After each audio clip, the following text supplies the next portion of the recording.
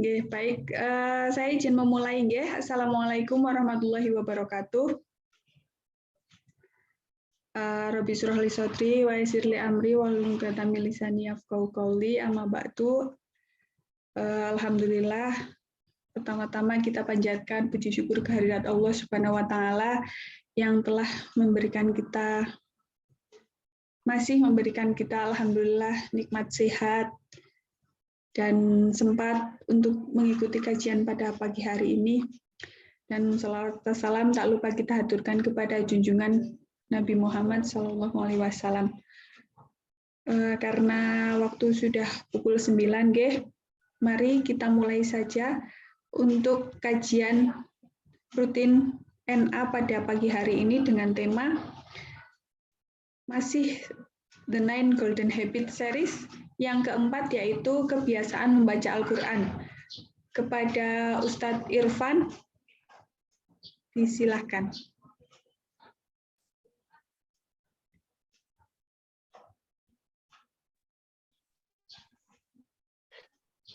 Bismillahirrahmanirrahim. Assalamualaikum warahmatullahi wabarakatuh. Alhamdulillah, wassalatu wassalamu ala rasulillah, la hawla wa la quwata illa billahil aliyyil azim. Subhanaka la ilma lana illa ma'alamtana, innaka antal alimul hakim. Rabbi shrah li sadri wa yassir li amri, wahlul uqdatam min lisani yafqahu qawli. Amin ya rabbal alamin. Teman-teman Nasyatul Aisyah yang dirahmati Allah Subhanahu wa taala, hadirin hadirat yang besar tak dihimbau gelar, yang kecil tak disebut nama. Semoga kita semua sama-sama mulia di mata Allah Subhanahu wa taala. Segala puji milik Allah, Zat yang maha mulia, maha bijaksana, Zat yang tidak terkira seluruh nikmat-nikmatnya, Zat yang tiada terkira seluruh karunia-karunia-Nya. Semoga Allah tetap mengizinkan kita semuanya istiqomah sampai kita dipulangkan oleh Allah, diwafatkan oleh Allah, baik jangka waktunya dekat maupun entah kapannya.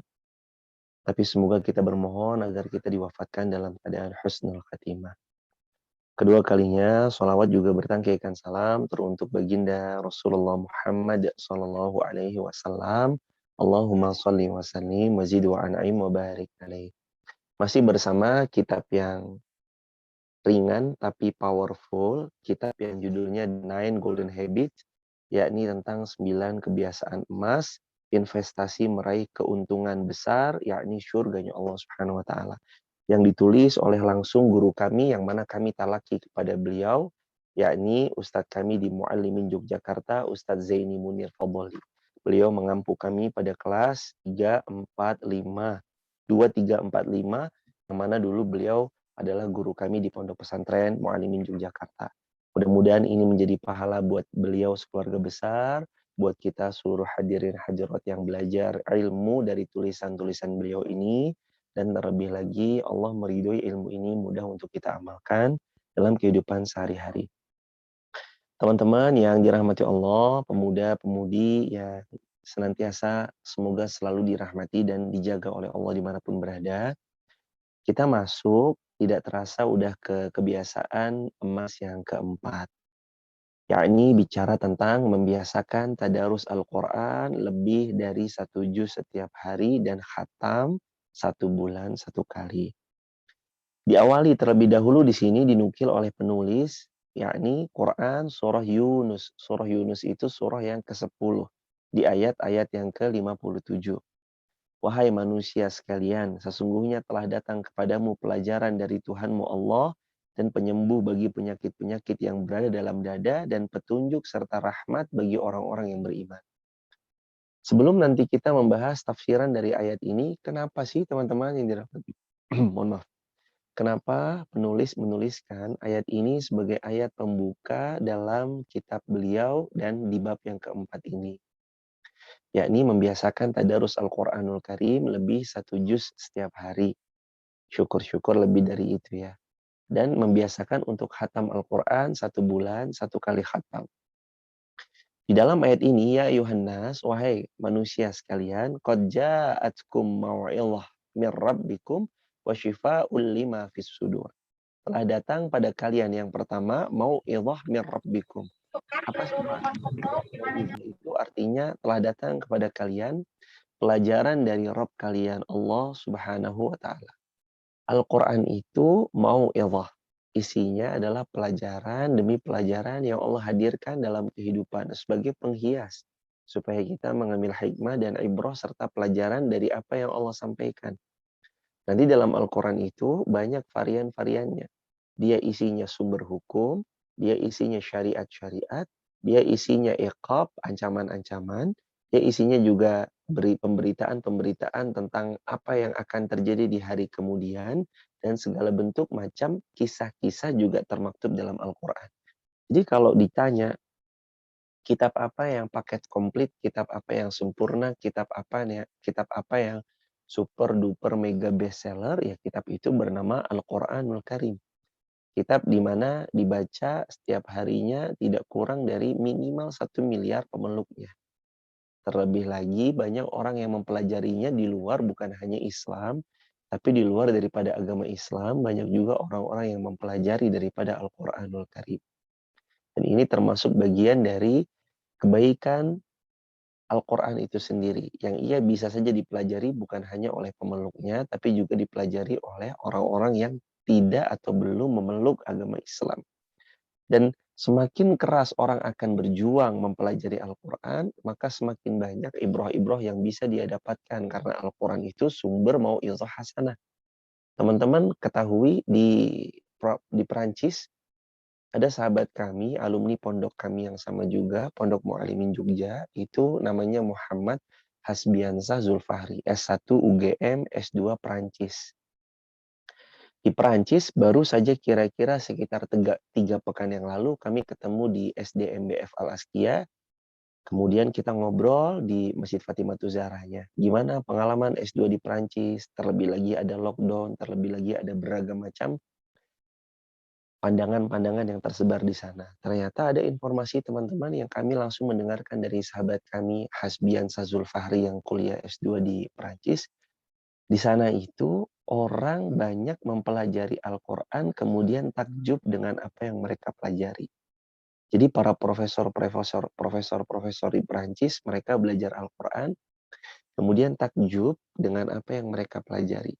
Salah satunya ada seorang profesor yang dia berusaha mendesain rumahnya sebagaimana desain gambaran surga di dalam Al-Quran. Di antaranya ayat berbunyi tajri min tahtihal anharu khalidina fiha abada. Di surga itu mengalir di bawahnya sungai-sungai yang sangat jernih dan bersih yang mengalir di bawahnya. Nah, profesor ini berusaha untuk membangun desain rumahnya sebagaimana gambaran surga yang ditetapkan atau dituliskan di dalam Al-Quranul Karim. Akhirnya desain rumahnya itu dirombak ulang, yang kemudian dia buat ala-ala beliau di bawah daripada rumahnya itu mengalir sungai yang jernih luar biasa alirannya. Dan kemudian atasnya itu ditutup sama yang namanya kaca. Jadi ketika profesor ini pergi riset sekitar 3-4 bulan ke luar negeri, pulang ke rumahnya, beliau mendapati ada kaca di dalam rumahnya, kaca temper yang sangat kuat yang di bawahnya itu didesain ada sungai mengalir. Betapa beliau takjub, kemudian ini salah satu hal yang menyebabkan beliau profesor itu masuk dalam agama Islam. Beliau bilang gini, saya pergi untuk riset saya selama 3 bulan. Saya capek, saya letih, kemudian saya pulang ke rumah saya, rumah yang telah didesain dengan sedemikian rupa menyerupai sebagaimana gambaran surga di dalam Al-Quran. Dan begitu saya mendapati ada sungai-sungai yang mengalir di bawahnya daripada kaca-kaca temper yang ada di rumah saya itu, saya mendapati lelah, letih, dan capek saya selama 3 bulan riset jalan ke luar negeri, tiba-tiba menghilang dengan saya masuk ke dalam rumah saya yang di bawahnya ada mengalir sungai yang sangat jernih. Allahu Akbar. Jadi benar teman-teman, orang semakin menggali Al-Quran, semakin kuat dia akan memeluk agama Islam. Orang-orang cerdas rata-rata mereka yang masuk ke dalam Islam. Mereka yang menggunakan akalnya secara sempurna. Mereka yang kemudian masuk dalam agama Islam.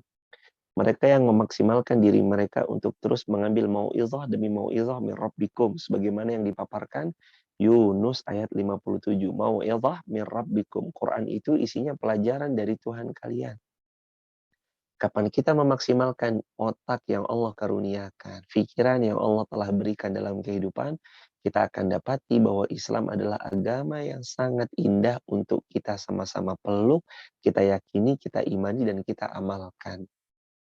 Karena lagi-lagi teman-teman yang dirahmati Allah, satu-satunya iman di antara rukun iman yang 6, iman yang maksudnya iman yang satu itu di antara rukun iman yang 6, salah satu rukun iman yang bisa kita pegang ialah Al-Quranul Karim. 5 nggak bisa dipegang. Maksudnya adalah yang bisa diraba, bisa dirasa, bisa dipeluk, bisa kemudian kita baca, bisa kemudian kita berinteraksi dengan dia, iman kepada kitab, yakni Al-Quran. Iman kepada Allah, hal gaib.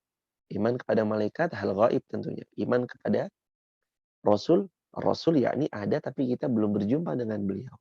Iman kepada hari kiamat, kita belum tahu. Iman kepada qada dan qadar, kita juga belum melihat tentang hal itu. Untouchable, tidak bisa dipegang. Tapi iman kepada Al-Quran, ya bisa dipegang. Dan ini termasuk salah satu iman yang luar biasa Allah hujamkan dalam jiwa orang-orang yang beriman. Yakni dia bisa menyentuh Al-Quran, dia bisa membaca Al-Quran, dan dia bisa berinteraksi dengan Al-Quran. Maka Al-Quran itu sumber mau'izah. Beragam macam pelajaran termaktub di dalamnya. Salah satunya adalah pelajaran penghuni Ashabul Kahfi, pelajaran kisahnya pertemuan Nabi Musa dengan Nabi Khidir. Pertemuannya yakni Raja Namrud dengan Ibrahim, Firaun dengan Musa. Banyak kisah-kisah dalam Al-Quran yang tentunya kisah itu menjadi sumber kebaikan ketika kita mau mempelajari Al-Quran. Mau'izah min rabbikum. Itu Quran yang pertama itu.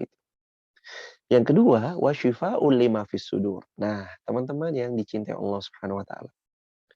Yang kedua, Al-Qur'an itu syifa'un lima fis sudur. Al-Qur'an adalah syifa. Syifa itu bukan sekedar obat semata, tapi penyembuh. Syifa itu bukan cuma sekedar obat, tapi penyembuh. Al-Quran disebutkan oleh Allah syifa'un lima fis sudur, penyembuh atas apa-apa rasa sakit yang kita rasakan di dalam hati. Nah, teman-teman yang dirahmati Allah, mumpung nih, saya akan memberi tip kepada teman-teman semuanya, dan ini tip buat saya pribadi dan buat kita semua. Hari-hari ini banyak orang yang qadarullah wa masyafa'al sedang diuji oleh Allah, salah satunya dengan rasa sakit. Sakit apa aja? Tentunya saya mau bagi obat yang obat ini langsung bersumber daripada Al-Quranul Karim, Quran Surah Yunus ayat 57. Di mana Allah berfirman, Al-Quran itu syifa'ul lima fis sudur, penyembuh atas penyakit yang kita rasakan. Maka saya menyarankan kepada diri saya dan kepada teman-teman semuanya, sebelum kita mengkonsumsi obat berikhtiar secara duniawi ya, yakni ke dokter dan segala macamnya, coba awali target penyembuhan dari penyakit yang kita rasakan dengan Al-Quran terlebih dahulu. Bagaimana caranya? Dua. Satu, mendengar Al-Quran. Dua, membaca Al-Quran. Setelah itu baru ikhtiar, minum obat, kunjungi dokter, dan segala macamnya. Tapi cari sumber kesembuhan yang pertama dalam Al-Quran dulu. Dengan dua cara tadi ya. Satu, mendengarkan. Dua, caranya adalah membaca Al-Quranul Karim. Gimana cara mendengarkan? Gampang. Teman-teman tinggal buka handphone teman-teman, ketik YouTube, dengarkan surat yang teman-teman mau dengerin. Surat Waqiah, misalkan Ar-Rahman, misalkan Al-Mulk, Ali Imran, Ajasiyah, dan segala macamnya. Misalkan, didengarkan. Itu cara metode penyembuhan. Kemudian yang kedua, teman-teman baca Al-Quran. Ketika teman-teman mendapati, aduh kok sakit ya, aduh kok dada agak beda rasanya ya, aduh saya kok rasanya agak ada yang kurang fresh ya, ya udah, teman-teman silahkan bisa praktekkan apa metode Al-Quran yang telah Allah ajarkan di dalam Quran Surah Yunus ayat 57 ini. Quran itu syifa'ul lima fis sudur, penyembuh atas penyakit yang ada di dalam diri kita. Kita itu anehnya di antara kita udah tahu dan dikasih tahu oleh Allah di ayat ini bahwa Quran itu syifa, penyembuh, bukan cuma obat, tapi benar-benar menyembuhkan. Tapi kita lalai dan enggan menjadikan ini sebagai obat andalan kita. Harusnya kan ini dijadikan obat andalan kita terlebih dahulu sebelum nanti kita berikhtiar kepada ikhtiar-ikhtiar yang sifatnya duniawi ya. Ya bekam, ya minum madu, ya habatus sauda, ya ke dokter, dan segala macam ikhtiar-ikhtiar duniawi ya. Dan itu sudah Allah beritahu, Quran itu syifa'ul lima fis sudur, penyembuh atas penyakit yang ada di dalam diri kita. Maka teman-teman, jadikan metode penyembuhan kita, fondasi terkuatnya itu Al-Quran. Nah, ini juga buat teman-teman yang menunggu saudaranya yang sakit, ayahnya yang sakit, ibundanya yang sakit, atau menunggu pasangan hidupnya yang sakit atau anaknya, atau siapapun lah. Ketika ada di antara keluarga kita, siapapun yang sedang sakit, coba jadikan Al-Quran sebagai salah satu dan tentunya sebagai pondasi utama kesembuhan bagi mereka yang sedang sakit. Teman-teman setelin di dekat telinga mereka Al-Quran, murotal Al-Quran nanti dipasangkan di telinga mereka. Dan itu sebagai metode penyembuh karena Allah berfirman dalam Yunus surah yang ke-10 ayat ke-57, Al-Quran itu syifa'ul lima fis sudur. Quran itu adalah penyembuh atas penyakit yang kita rasakan di dalam hati kita. Teman-teman yang dirahmati Allah Subhanahu wa taala, berikutnya wahuda warahmatul lil mu'minin. Poin yang ketiga, kenapa kok kita harus dekat-dekat sama Al-Quran? Karena Al-Quran itu huda. Apa itu huda? Huda itu serumpun dengan kata hidayah. Atau serumpun juga dengan kata hadiah. Hudan itu artinya petunjuk. Ketika seseorang mendapat petunjuk, dia mendapat hidayah. Hidayah itu serumpun dengan kata hadiah karena hidayah adalah petunjuk yang Allah hadiahkan kepada seorang hamba yang Allah pilihkan. Makanya hadis sahih riwayat Imam Al-Bukhari, kata Nabi SAW, "Man yuridillahu bihi khairan yufaqihu fiddin." Man, siapa orang, yuridillahu bihi khairan. Allah inginkan padanya kebaikan, yufaqihu fiddin, Allah fakihkan dia dalam agama. Maka benar kalau Allah firmankan Al-Quran itu hudan. Nomor ketiga, setelah yang pertama Al-Quran itu mau'izah min rabbikum, yang kedua Al-Quran itu syifa penyembuh, yang ketiga Al-Quran itu hudan. Hudan itu bimakna yakni penyembuh. Teman-teman kalau teman-teman mohon maaf, penyembuh. Salah. Huda itu syifa penyembuh tadi ya. Huda itu artinya petunjuk. Teman-teman kalau teman-teman mendapatkan di mana kita merasakan sebuah kegelapan, kemudian ada senter sebagai bentuk penerangan yang bisa kita tunjukkan sebagai penunjuk jalan, senter itu sedang berfungsi sebagai hudan, pemberi penerangan sekaligus petunjuk yang nanti menunjukkan kita jalan. Makanya orang-orang yang dalam derap langkahnya, gerak-geriknya, semua keputusan-keputusannya, dia ambil berdasarkan bimbingan petunjuk Al-Quran, dia akan mendapatkan kebaikan atas keputusan yang dia ambil berdasarkan Al-Quran. Karena Al-Quran itu punya sifat, diantaranya adalah Dzalikal kitab, Al-Quran itu adalah sebuah kitab, hudal lil Dzalikal kitab la raiba fih, hudal lil muttaqin. Al-Quran itu adalah sebuah kitab yang tiada keraguan sedikit pun di dalamnya, hudal lil muttaqin, petunjuk bagi orang-orang yang bertakwa. Hudan, banyak orang menganggap Al-Quran itu ya udah sih cuma sekedar dibaca. Hello, Al-Quran itu nggak cuma dibaca. Al-Quran itu dibaca, dipelajari, diamalkan dalam kehidupan sehari-hari, dan diajarkan kembali kepada sesama. Itu Al-Quran. Jadi orang-orang yang mau mendapatkan petunjuk, ya dia harus mengambil petunjuknya dari Al-Quranul Karim. Apa yang dia lakukan nggak jauh dari apa yang Allah titahkan dan perintahkan. Maka kalau ditanya, kenapa kok ngelakuin ini? Ya karena Allah perintahkan. Kenapa kok ngelakuin itu? Ya karena Allah yang memerintahkan. Kenapa kok menjauhi hal tersebut? Ya karena emang Allah larang. Kenapa kok nggak mau ngelakuin hal itu? Ya karena emang Allah nggak boleh ngelakuin hal itu. Itu loh. Jadi hidupnya itu dipandu oleh Al-Quranul Karim. Panduan hidup ini berdasarkan Al-Quran menenteramkan jiwa. Wahai teman-teman, anak-anak muda yang, mohon maaf, wahai teman-teman anak-anak muda yang dirahmati Allah Subhanahu wa taala, maka jadikan benar-benar Al-Qur'an itu sebagai guidance, udah petunjuk buat kita. Teman-teman lagi galau, aduh galau nih, bismillah coba buka Quran dong. Lagi sedih, aduh sedih nih, coba buka Quran deh. La tahzan innallaha ma'ana. Jangan bersedih hati, Allah itu selalu bersama kita. Ya Allah, kenapa begini? Kenapa ya Allah berat banget ujiannya? Coba buka Quran ya, nanti Allah kasih petunjuk. Wa asa antakrahu syai'an wa huwa khairul lakum. Boleh jadi kamu benci sesuatu, padahal itu baik banget buat kamu. Nah, Al-Quran itu hudan, maka fungsikan Al-Quran itu benar sebagai petunjuk, bukan hanya sebagai pajangan, apalagi hiasan rumah semata yang nggak pernah dibaca sama sekali. Itu tentang fungsi Al-Quran yang ketiga. Sekarang fungsi Al-Quran yang keempat, warahmatul lil mu'minin. Siapa yang baca Al-Quran, dia pasti dapat rahmat. Karena Al-Quran itu rahmatul lil mu'minin. Rahmat bagi orang-orang yang beriman kepada Allah Subhanahu wa Ta'ala. Hidup itu teman-teman, kalau mau tenang, mau nyaman, mau tentram, coba baca Al-Quranul Karim. Minimal 1 hari 1 ayat. Syukur lebih, syukur 1 lembar, syukur 2 lembar, 5 lembar, bahkan 1 hari 1 juz. Kemarin udah kami paparkan bersama-sama. Iya, waktu Ramadan, waktu Ramadan kita sama-sama menyelesaikan 1 hari minimal 1 juz.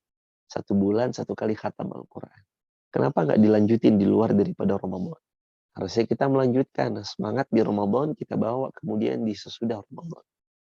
Ramadan memang benar telah habis, tapi semangatnya nggak boleh habis.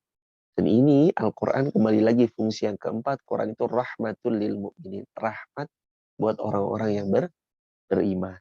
Maka siapapun yang mau mendapatkan rahmat, hendaknya dia mendekatkan diri dengan Al-Quranul Karim. Teman-teman yang dirahmati Allah, poin yang kedua di halaman 18. Sebentar ya, saya izin untuk, oh iya, kita akan menyelesaikan yakni di bab yang keempat, kebiasaan emas, yakni membiasakan tadarus Al-Quran ini berisikan 3 halaman atau 1,5 lembar. Kalau tadi 4 fungsi Al-Quran, apa aja? Yang pertama, sebagai mau'izah, pelajaran. Yang kedua, sebagai syifa, penyembuh. Yang ketiga, sebagai hudan, petunjuk. Yang keempat, sebagai rahmatul lil mu'minin, rahmat buat orang-orang yang beriman. Ini fungsi Al-Quran 4. Sekarang kita masuk perintah perintah Allah kepada seorang hambanya untuk membaca Al-Quran. Dalilnya rawahu Bukhari, yakni riwayat Imam Al-Bukhari. Iqra'ul Qur'ana fi syahrin qala inni atiku aktsara fama zala hatta qala fi salasin. Kata Nabi SAW, bacalah oleh kalian Al-Quran itu fi syahrin, dalam 1 bulan 1 kali khatam. Fi syahrin itu maksudnya Nabi menganjurkan kepada kita sebagai umatnya untuk kita itu baca Al-Quran sebulan khatam. Lebih jangan, kurang juga. Kalau kurang dibolehkan, lebih jangan. Karena sahabat itu 7 hari khatam. Ada yang bahkan semalam khatam, semalam khatam, semalam khatam. Tapi Nabi lebih menganjurkan untuk membaca Al-Quran 1 bulan 1 kali khatam bacaan Al-Quranul Karim.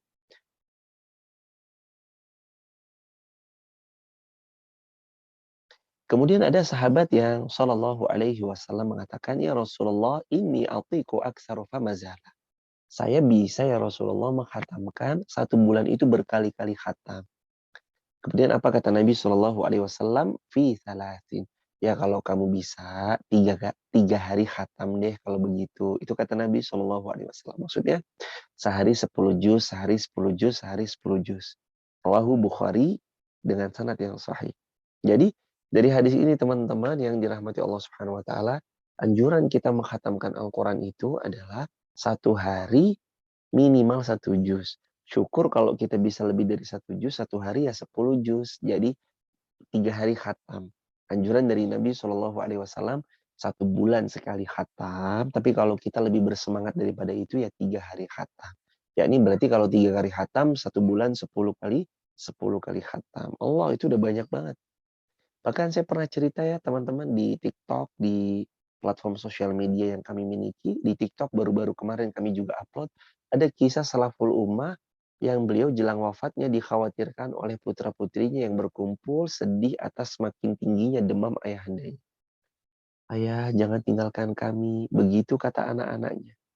Kemudian salaful ummah ini mengatakan kepada putra-putri beliau, wahai anak-anakku, jangan kamu khawatirkan keadaan ayahmu. Karena ayahmu sepanjang hidupnya telah menghatamkan 3.000 kali khatam Al-Quranul Karim. Allahu Akbar. Telah 3.000 kali khatam Al-Quranul Karim. Kata salaful ummah ini, dengan itu ayah memohon kepada Allah agar Allah jadikan 3.000 kali khatam Al-Quran ayah menjadi syafaat. Sebagaimana Rasul pernah bilang, bacalah Al-Quran, fa'inal Qur'ana ya'ti yawmal qiyamah syafi'an li ashabi. Karena Al-Quran itu menjadi syafaat bagi siapa saja yang membaca Al-Quranul Karim. Allahu Akbar. 3.000 kali khatam. Kita 1 kali khatam aja nunggu setahun sekali Ramadan doang. Ayo teman-teman. Sebulan khatam, sebulan khatam, sebulan khatam. Syukur 1 bulan 2 kali khatam. Allahu Akbar. Gak akan pernah rugi, wes. Masya Allah. Gak akan pernah rugi orang-orang yang dia membiasakan dirinya untuk melazimi dengan membaca Al-Quran. Sebelum pulang ke rumah di masjid, misalkan teman-teman baca Quran dulu deh. Raketang selembar 2 lembar.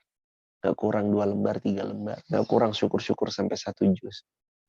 Coba nanti teman-teman silahkan kasih testimoni atau komentar di sosial media teman-teman semua gitu. Kami di tag juga gak apa-apa gitu misalkan. Khasiat membaca Al-Quran atau mengawali hari dengan Al-Quran. Rasain bedanya sama hari yang kita gak ada Al-Quran di dalamnya. Beda.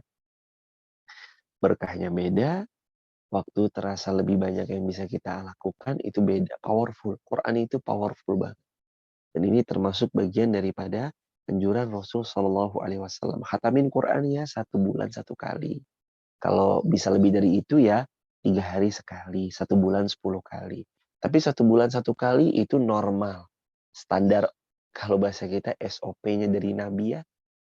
SOP-nya dari Nabi itu khatam Al-Quran ya sebulan sekali. SOP itu apa sih Us? Standar operating system. Maksudnya standar hidupnya kita itu kalau kita ngaku umatnya Muhammad itu ya khatamin Quran 1 bulan 1 kali. Itu udah SOP dari Nabi. Gak bisa ditawar udah. Maka kalau kita ngelakuin kok misalkan kita 1 bulan gak khatam Al-Quran, kita telah melanggar SOP sebagai umatnya Rasulullah Shallallahu Alaihi Wasallam. Mohon maaf. Jadi indah ya teman-teman, indah. Jadi umatnya Rasulullah SAW itu indah. Udah ada SOP-nya, tinggal ngejalanin aja SOP yang telah Nabi susun. Kan indah ya. Kalau kita ngejalanin SOP dari Nabi 1 bulan khatam, indah banget, luar biasa. Berikutnya, keutamaan membaca Al-Quran, halaman ke-18. Sesungguhnya orang-orang yang selalu membaca Al-Quran, mendirikan sholat, menafkahkan sebagian dari rezeki yang Allah anugerahkan kepada mereka, baik dengan diam-diam maupun dengan terang-terangan, mereka itulah yang mengharap perniagaan yang tidak akan merugi, dan agar Allah menyempurnakan pahala kepada mereka dan menambah kepada mereka dari karunia-Nya, sungguh Allah Maha Pengampun lagi Maha Penyayang. Teman-teman yang dirahmati Allah, orang-orang yang membaca Al-Quran itu adalah mereka yang mendapatkan perniagaan yang lantabur, tidak akan merugi. Jadi baca Quran itu adalah perniagaan, itu kan bahasa kekiniannya bisnis ya. Baca Quran itu adalah bisnis yang anti rugi. Kok bisa sih bisnis anti rugi? Coba bayangin aja. Kata Nabi Shallallahu Alaihi Wasallam, la aqulu alif lam mim harfun, walakin alifun harfun, walamun harfun, wa mimun harfun. Alif 1 huruf, lam 1 huruf, mim 1 huruf. Jadi kalau kita baca alif lam mim itu 3 huruf kali 10 kali lipat. Yakni 30 kebaikan kita dapatkan. Jadi bisnis yang paling gampang tanpa modal, cuma keluar tenaga dan suara, serta mengikhlaskan waktu karena mencari ridho Allah Azza wa Jalla, itu ya baca Quran. Bisnis yang tidak akan merugi sedikit pun ya baca Al-Quran. Coba bisnis di mana 1 detik langsung dibalas 10 kali lipat. Kita baca Bismillahirrahmanirrahim udah berlipat-lipat. Allahu Akbar. Bisnis apa itu? Ya baca Quran. Tijaratan lan tabur. Bisnis yang lan tabur, nggak akan ada bangkrutnya. Jadi kalau kita mau nggak bangkrut ya baca Quran. Masya Allah, tabarakallah. Itu bisnis yang nggak bangkrut. Kemudian Allah menyempurnakan pahala mereka dan menambah kepada mereka dari karunia-Nya. Keutamaan Quran yang kedua setelah yang pertama bisnis anti rugi, yang kedua disempurnakan. Balasannya itu disempurnakan. Ya baca Al-Quran balasannya disempurnakan. Kemudian Allah menambah karunia-Nya. Nih, kalau mau dapat berkah, rahmah, rezeki yang gak akan ada habisnya, baca Al-Quran. Itu berkah. Quran itu berkah. Mau nyari berkah, sebelum teman-teman nanti jauh mencari keberkahan itu, silahkan teman-teman buka Quran. Quran itu sumber keberkahan yang luar biasa. Rasakan baca 1 ayat, demi 1 ayat, demi 1 ayat. Satu halaman demi satu halaman. Satu lembar demi satu lembar. Wah, itu Al-Quran isinya adalah sumber berkah luar biasa ketika kita mau belajar Al-Quranul Karim. Itu sumber barokah. Sesungguhnya Allah Maha Pengampun lagi Maha Mensyukuri. Allah itu Maha Pengampun dan Allah Maha Bersyukur. Berikutnya, menjadi penolong pada hari kiamat. Dalam hadis disebutkan Iqra'ul Qur'ana fa innahu ya'ti yaumal qiyamah syafi'an li ashabihi. Ini hadis riwayat Imam Muslim dengan sanad yang sahih. Iqra'ul Qur'an, bacalah oleh kalian Al-Qur'an fa innal Qur'ana ya'ti yaumal qiyamah. Karena Al-Quran itu akan datang pada hari kiamat. Syafi'an li ashabih.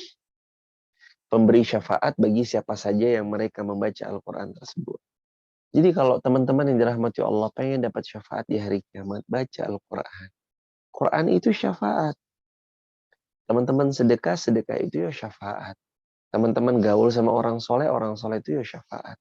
Teman-teman baca Quran itu ya syafaat. Makin banyak dibaca, makin besar syafaat yang kita dapat.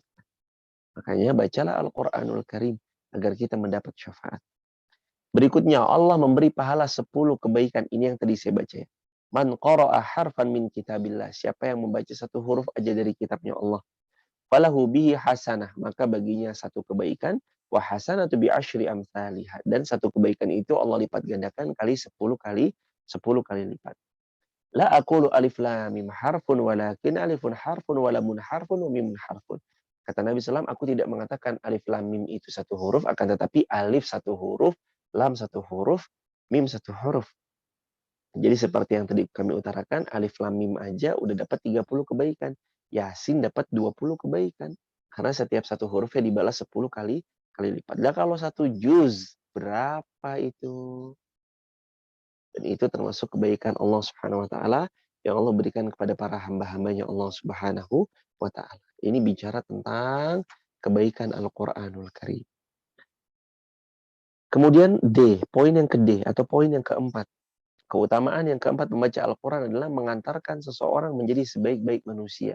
Sebagaimana dalil hadis riwayat Al-Bukhari dengan sanad yang sahih, khairukum man ta'allama al-Qur'ana wa 'allamahu. Sebaik-baik manusia adalah mereka yang belajar Al-Quran dan mengajarkan Al-Quran kepada sesamanya. Jadi kalau teman-teman mau jadi orang yang paling baik, gak usah nunggu yang IPK-nya 4,0, gak usah nunggu harus punya jabatan, gak usah nunggu harus punya kekuasaan, gak usah nunggu harus jadi orang nomor 1 di sebuah wilayah, enggak. Jadi orang terbaik versi Rasulullah cukup menjadi yang belajar Al-Quran. Lebih-lebih yang mengajarkan Al-Quranul Karim. Maka kalau kita nggak bisa mengajarkan, minim kita belajar. Nggak bisa belajar, ya minim-minim sukai dan cintai mereka yang belajar Al-Quran. Jangan membenci ya, karena nanti ada ancaman. Siapa yang membenci aulia Allah, maka Nabi pun juga membenci mereka. Siapa itu aulia Allah? Aulia Allah itu adalah mereka yang wali-walinya Allah. Orang beriman kepada Allah, mempelajari Al-Quran. Jangan benci pada mereka. Syukur nih teman-teman dirahmati Allah. Nabi kan pernah bilang, dalam hadis riwayat Imam Ahmad, mandalla alal khairi kafa'ili. Siapa yang memfasilitasi kebaikan, maka dia panen pahala atas kebaikan orang tersebut.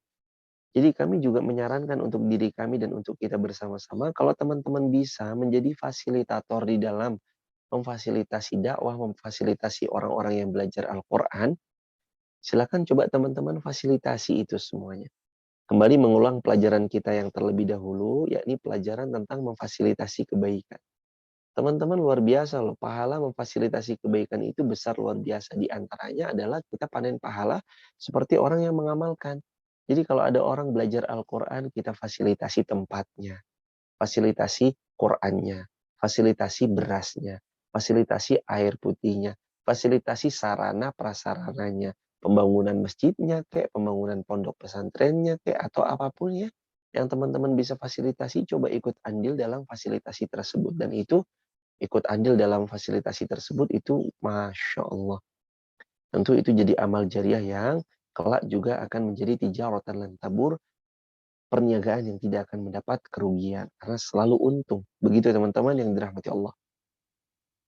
Membaca Al-Quran ini poin yang kelima ya. Keutamaan orang-orang yang membaca Al-Quran. Alladzina yaqra'ul Qur'ana wa huwa mahirun bih ma'as safaratil karamil bararah Waladzi yaqra'ul Qur'ana wa ya'tata'u fihi wa yatata'u fihi wa huwa 'alaihi syaqqun lahu ajran. Riwayat Al-Bukhari dan Muslim. Orang-orang yang baca Quran wa huwa mahirun bi, dan dia mahir dalam membaca Al-Quran, ma'as safaratil kiramil bararah. Dia akan bersama malaikat yang mulia lagi bertakwa. Waladzina yaqra'ul Qur'ana wa yatata'u fihi, dan orang-orang yang membaca Al-Quran dan dia terbata-bata, wa huwa 'alaihi syakkun, dan dia syak. Syak itu keraguan, ada keraguan. Lahu ajran, maka baginya 2 pahala. Pahala yang pertama, pahala karena semangatnya membaca Al-Quran. Pahala yang kedua, pahala membaca Al-Quran itu sendiri. Karena nggak mudah loh teman-teman terbata-bata membaca Al-Quran terus memaksakan diri mau belajar, itu nggak mudah. Sulit buat orang-orang yang udah terlanjur dewasa usianya tapi belum bisa baca Al-Quran terus kemudian mau memperdengarkan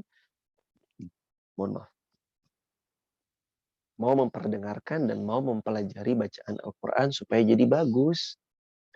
Jadi mahir, dan itu butuh waktu dan proses yang nggak sedikit, dan itu butuh panjang banget, luar biasa. Maka bersyukur teman-teman yang dirahmati Allah telah mendapatkan pelajaran dari TPQ, TPA, atau waktu teman-teman belajar Al-Quran ketika teman-teman kecil, itu pahala yang istimewa buat gurunya teman-teman semua, dan tentu itu adalah kebaikan.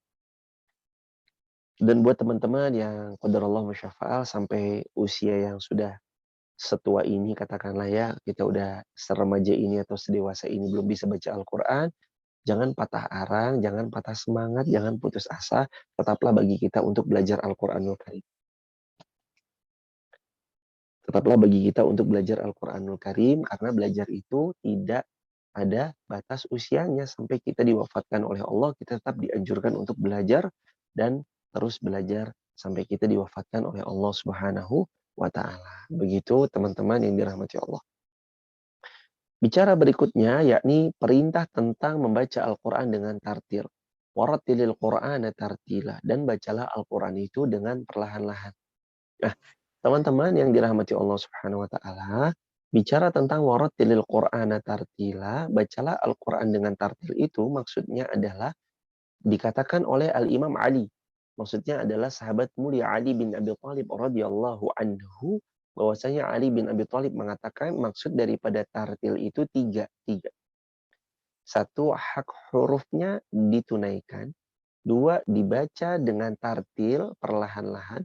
Tiga, sesuai dengan makharijul huruf dan ilmu tajwidnya.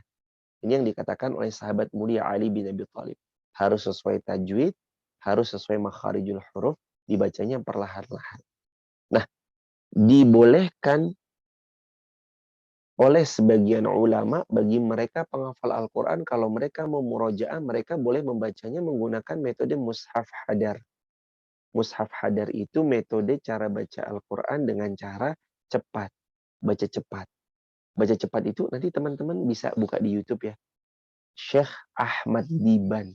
Ketik aja di YouTube Syekh Ahmad Diban. Coba mohon izin saya carikan terlebih dahulu. Syekh Ahmad Diban. Jadi itu metode cara baca di mana seseorang boleh memurojaah menggunakan metode bacaan cepat tersebut. Syekh Ahmad Diban. Ahmad Diban. Ahmad seperti biasa. A-H-M-A-D-D-I-B-A-N. Syekh Ahmad Diban. Ini namanya metode baca cepat mushaf hadar. Dan ini boleh. Jadi gini.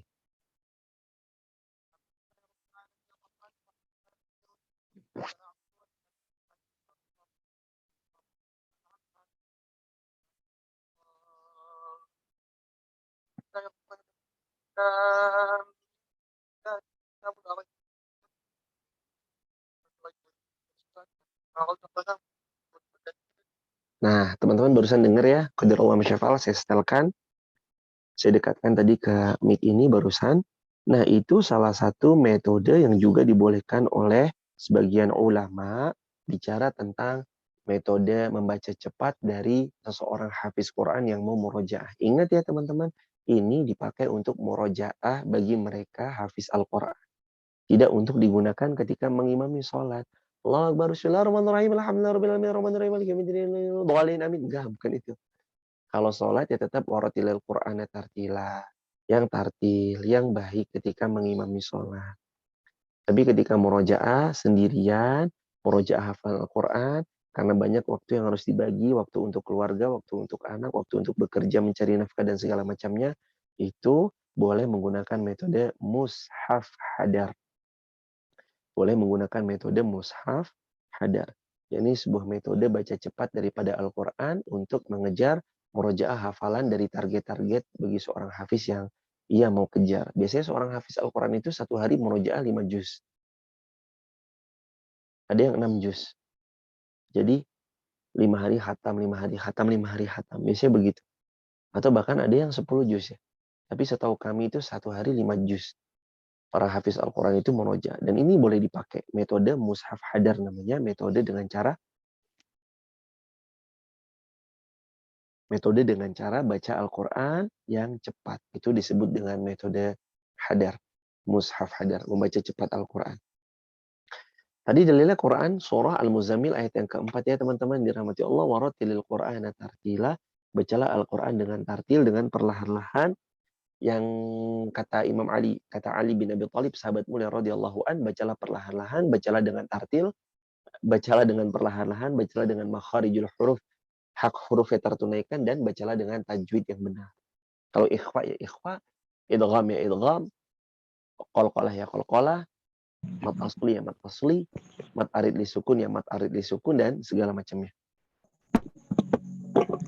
Berikutnya, yang terakhir masuk dalam bab ini adalah perintah membaca Al-Quran disertai memperhatikan kandungan isi Al-Quran. Sebagaimana dalam Al-Quran surah Muhammad ayat 24. Afala yatadabbaruna Al-Quran am ala qulubin aqfaluha. Apakah mereka tidak mau mempelajari Al-Quran atau hati mereka terkunci? Allahu Akbar. Orang-orang yang mau belajar Al-Quran adalah mereka yang hatinya terbuka. Siapa yang membuka hati mereka? Allah yang membuka hati mereka. Orang-orang yang enggan mempelajari Al-Quran adalah mereka yang hatinya terkunci. Sedikit pun Al-Quran tidak pernah mau mereka pelajari. Dan dari ayat ini sekaligus dikatakan oleh ulama mufassir, ahli tafsir menyampaikan, setiap orang yang membaca Al-Quran hendaknya dia tidak hanya berhenti sampai di membaca Al-Quran, tapi sampai juga dipelajari kandungan makna-makna yang termaktub di dalam Al-Quran itu sendiri. Jadi buat kita semua teman-teman yang dirahmati Allah, yuk pelajari Al-Quranul Karim. Tidak ada seseorang yang dia belajar Al-Quran dengan sungguh-sungguh, kecuali Allah jadikan hikmah dalam hidupnya. Begitu banyaknya dan begitu mudah untuk dia mendapatkan. Jika diberi persoalan, mudah mendapatkan jawaban dari persoalan yang dia dapatkan. Karena banyak hikmah yang dia ambil dan ibrah daripada Al-Quran yang dia baca. Dan teman-teman, kembali lagi ke perkataan kami di awal, syifa'ul lima fis sudur. Al-Quran itu adalah penyembuh. Maka kami berbicara kontekstual ya. Hari ini kita banyak mendapatkan mungkin sakit ya. Nah, sakit itu usahakan untuk teman-teman ambil penyembuhnya, pondasi awalnya adalah Al-Quran. Nanti lebih daripada itu silahkan teman-teman bisa ikhtiar untuk berobat baik ke dokter dan segala macam bentuknya. Intinya pondasi awalnya adalah pondasi Al-Quranul Karim.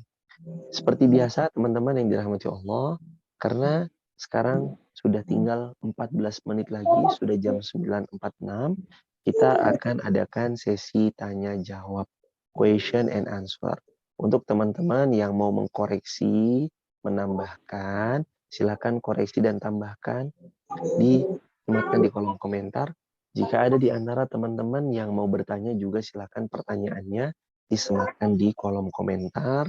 Insya Allah itu menjadi barokah buat kita semuanya. Dan niatkan ini semua kita bertanya dan segala macam itu semata mencari ridhonya Allah Subhanahu wa taala. Baik, masih tersisa sekitar 14 menit lagi untuk kita Q&A, tanya jawab, dan buat teman-teman yang memberi tambahan juga dihaturkan dan disilahkan. Silakan kepada moderator kami haturkan. Ya, terima kasih Ustadz. Kepada teman-teman monggo yang mau bertanya.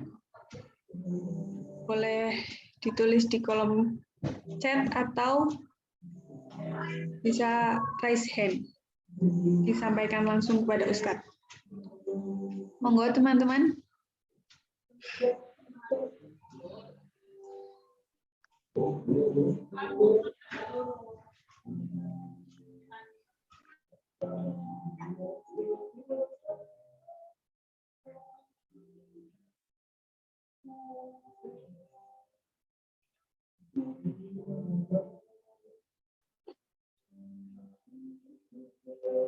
Teman-teman yang dirahmati Allah Subhanahu wa taala, qadarullah kalau belum ada, sedikit ada kisah penghafal Al-Qur'an yang ada di Madinah ya. Waktu itu qadarullah masyafa'al, sambil saya ceritain sesuatu, sambil teman-teman nanti kalau mau nanya, nambahin atau mau koreksi, silakan teman-teman bisa tanya, tambahkan dan koreksi di kolom komentar. Jadi waktu 2014 kami lagi di Masjid Nabawi waktu itu, ada anak kecil yang bolak-balik mondar-mandir megang mushaf. Terus saya memberanikan diri untuk memanggil bocil tersebut. Anaknya masih kecil. Ya gulam ta'al, saudaraku kesini dong, kalau bahasa kita gitu. Brother sini brother gitu. Ketika dia mendekat karena pendek, saya kemudian duduk lutut itu mensejajarkan tinggi saya dengan tinggi beliau. Terus saya nanya, ya gulam, mas mukal karim. Saya tanya, wahai adikku sayang, siapa namamu? Kemudian beliau menjawab, ismi Usama, nama saya Usama. Terus yang kedua saya tanya lagi kan, ya Usama, kam umruk? Wahai Usama, umurmu berapa? Usama ini jawab, ya ini umri sabak, umur saya 7 tahun. Sabak itu artinya 7 tahun. Wahid, isdan, salasa, arba'ah, khamsah, sita, sabah. Sabah itu 7 tahun. Terus saya tanya lagi, ya Usama, kam hafizta minal Qur'an? Wahai Usama, berapa kamu hafal Al-Quran? Saya nanya. Usama, beliau jawab, saya hafal hafiz kullu 30 juz Al-Quran. 7 tahun hafal 30 juz Al-Quran.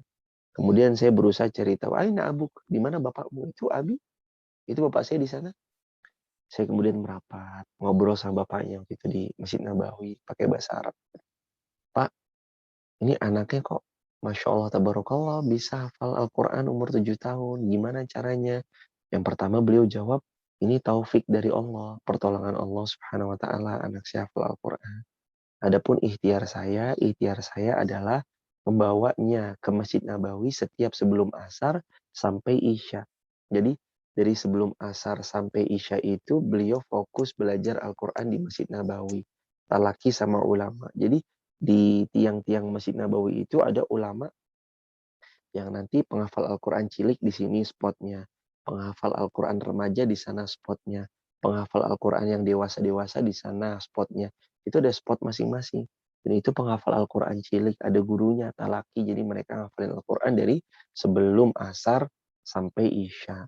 Isya mereka baru pulang, Masya Allah, tabarakallah. Ternyata saya ngambil pelajaran gini teman-teman dirahmati Allah. Peran kita sebagai orang tua itu ternyata penting banget ya buat menciptakan generasi-generasi yang cinta Al-Quran. Karena kalau teman-teman tahu, Masya Allah, tabarakallah ya teman-teman, sekali lagi ya semua tetap atas pertolongan Allah ya. Nggak bisa menutup kemungkinan juga, tidak menutup mata juga bahwa kita juga harus berperan selaku orang tua. Kenalin anak-anak kita dengan murotal Al-Quran. Kenalin anak-anak kita dengan murojaah Al-Quran. Kenalin anak-anak kita dengan membaca Al-Quranul Karim. Karena sebagaimana kalau orang tuanya aja nggak mau ngenalin anaknya Al-Quran, malah ngenalin daripada selain Al-Quran, nanti mereka nggak kenal Al-Quran. Anak-anak kita tumbuh, mereka nggak kenal Al-Quran. Karena kita sebagai orang tuanya nggak pernah mau mengajarkan mereka Al-Quranul Karim. Maka potensi orang tua mengenalkan anaknya kepada Al-Quran itu penting banget. Juga termasuk ya teman-teman, tapi ini sekali lagi rezeki-rezekian juga sih ya. Saya juga nggak bisa memaksakan kepada siapapun, juga termasuk kepada besok, bahkan anak kandung kami sendiri pun kami nggak tahu mau atau enggak.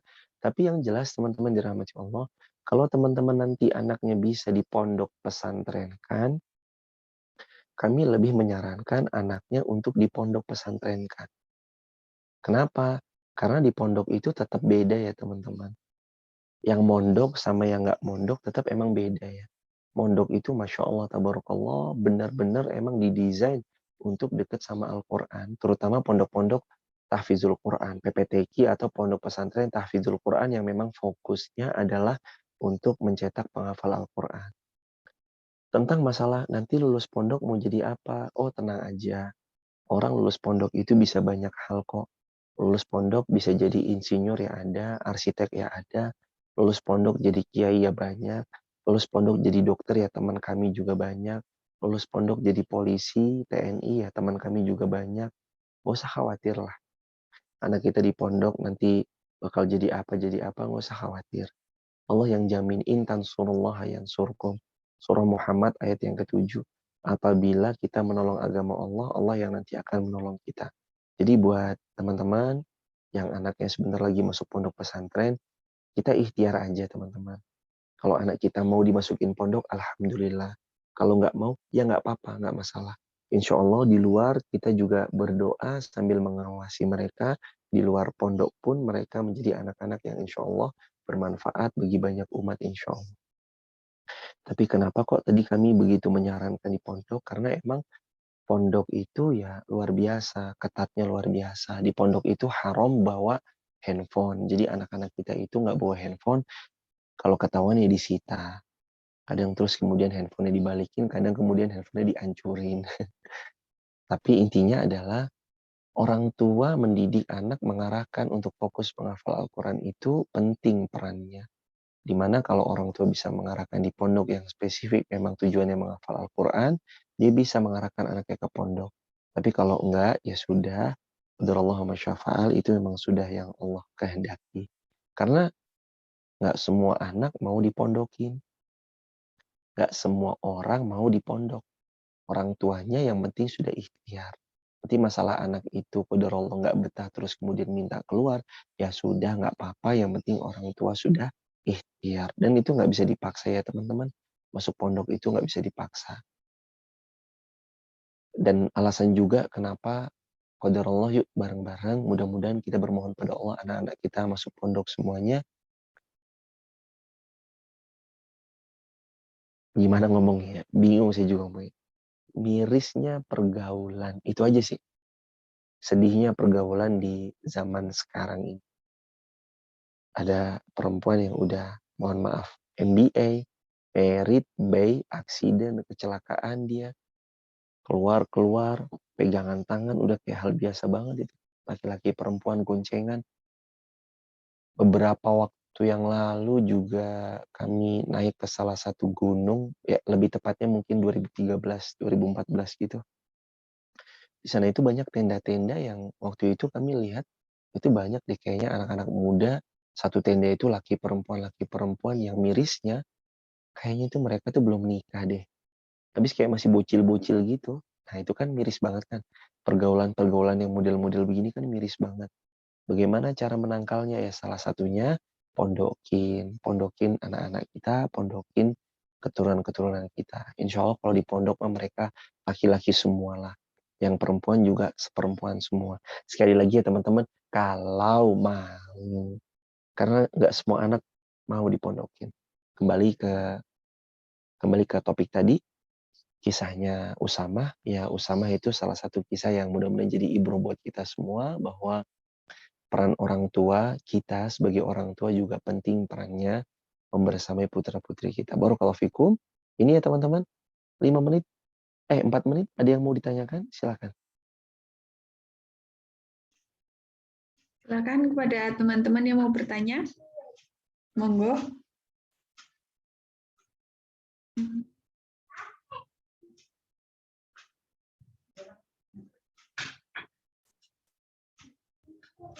Masih di mute, Ustaz.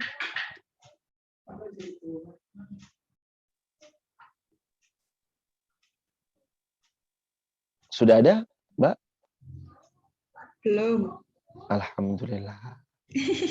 Tapi muskilah. Ini saking khusyuknya, saking luar biasanya. Sekaligus teman-teman dirahmati Allah, baik, karena tinggal 3 menitan. Oh, ada nih. Ya, ada yang masuk, Ustaz. Oh ya, mohon izin ya. Kami baca ya, mohon izin. Bismillahirrahmanirrahim. Mohon izin bertanya Ustadz, tadi disampaikan bagaimana cara menanamkan kecintaan Al-Quran pada anak. Tapi fenomena sekarang di mana anak-anak sudah kenal dunia maya, akan susah sekali untuk mengalihkan kepada Al-Quran secara serius. Apalagi orang tua zaman now juga belum bisa maksimal memberi keteladanan karena bekerja sampai sore bahkan malam. Padahal keteladanan adalah hal mendasar yang bisa ditiru anak-anak karena melihat, tetapi yang dilihat adalah orang tua yang sudah capek sampai di rumah dan tidak memberikan contoh mencintai Al-Quran. Terima kasih kepada yang bertanya. Semoga Allah memuliakan yang bertanya sekeluarga besar dan Allah memuliakan teman-teman di offline Zoom ini. Juga Allah memuliakan seluruh kaum muslimin dimanapun berada. Amin ya robbal alamin. Mohon maaf ya teman-teman, ini kita sama-sama belajar, tidak bermaksud menggurui atau apapun itu. Intinya kita sama-sama belajar. Adalah karunia dari Allah yang mahal adalah anak kita. Anak kita karunia yang mahal dari Allah. Maka sudah sepatutnya kita bersyukur kepada Allah atas karunia yang mahal itu berupa anak yang Allah titipkan kepada kita dan keluarga kita. Nah, cara menanamkan apalagi mereka ini kan generasi alfa ya. Kita itu yang lahir tahun 80 sampai 99 generasi milenial. 2000 sampai 2010 Gen Z, generasi Z. 2011 sampai 2021 ini terkenal dengan generasi alfa. Generasi Z dan generasi Alpha itu adalah generasi yang merasakan mereka melek teknologi sudah di depan mata. Kalau generasi milenial itu generasi yang mendapati lonjakan teknologi luar biasa. Jadi mereka tuh masih main karet, masih main kelereng, masih main gundu, masih main ngobak di kali, masih apa segala macam lah, itu zaman-zaman dulu lah. Terus kemudian mereka merasakan lompatan teknologi yang begitu canggihnya. Dulu orang nggak pernah bayangin nih bakal ketemu begini nih, nggak pernah bayangin. Orang ketemu harus nyamper, Irfan main yuk. Itu tuh generasi milenial tuh. Generasi sekarang nggak pakai, generasi Z, generasi Alpha tuh tinggal ngetik. Lagi di mana? Ketemuan yuk, itu generasi sekarang tuh. Nah, sekarang mau nggak mau mereka lahir langsung berhadapan dengan teknologi. Bagaimana orang tua membersamai?